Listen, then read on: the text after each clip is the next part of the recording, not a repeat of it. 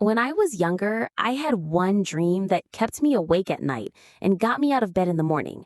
I wanted to study law and one day sit in a courtroom, standing tall, defending justice. I wasn't after money or fame, I was after respect. I wanted to prove to myself that no matter where I came from, I could rise above the doubts, the whispers, and the laughter. But not everyone shared my vision. There was one person in particular, someone I trusted, someone I thought would support me. Instead, every time I spoke about my goals, he smirked. He would say, "You? A lawyer? Don't make me laugh. You'll never succeed. Law is too big for someone like you." Those words cut deep.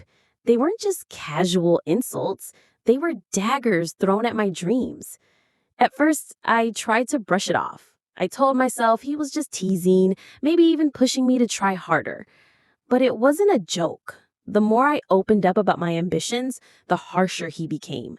"You'll fail. You're too weak. You don't have what it takes." Hearing that over and over again started to sink into my bones. I began to wonder, maybe he was right.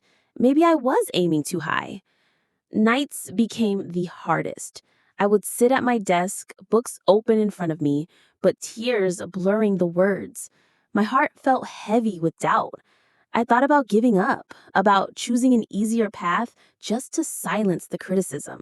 I cried quietly, afraid anyone would hear, afraid and agree with him. But deep down, something inside me refused to die. Every time I heard his voice saying, "You'll never succeed," another voice whispered back, "Watch me." And that tiny spark, that stubborn flame, kept me going. I realized something important. People who try to crush your dreams are often the ones most afraid of your potential.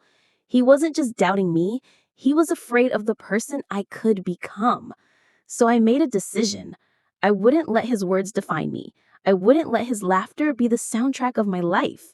Instead, I would turn his mockery into motivation. Every insult would become fuel. Every doubt would become proof that I had to push harder. That night, with tears still fresh on my face, I promised myself, I will prove him wrong. I will succeed not to silence him, but to honor the fire inside me. And that was the moment everything changed. If you want to see next part, then please subscribe and like my channel.